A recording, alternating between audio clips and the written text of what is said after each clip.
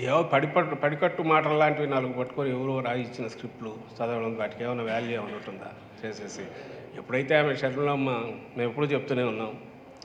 తెలంగాణలో ఉన్నప్పుడు ఒక పార్టీ, ఇప్పుడేమో ఒక ఎత్తిపోయిన దివాలా తీసిన పార్టీకి నేను ఇంతకుముందు అన్నట్టు చంద్రబాబు నాయుడు డైరెక్షన్‌లో ఓ పాడుబడిన బంగ్లాను కదా రెంట్‌కి తీసుకున్నట్లయితే శిథిల భవనాన్ని ఇది చేసుకొని చేసినట్టు ఆమెను పెట్టి నడుపుతున్నారు.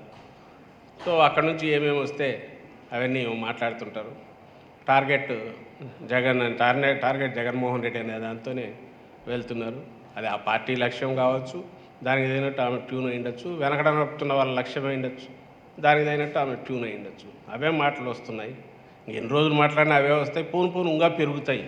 ఇంకా అసహ్యకరమైన రీతిలో, ఇంకా నీచమైన దీంట్లో, ఇంకా అగ్లీ దీనిగా ఇది పోబోతుంది. ఎందుకంటే నడిపించేవాడు ఎవడైతే వాళ్ళ కోరికలన్నీ ఇట్ట తీర్చుకుంటున్నారు.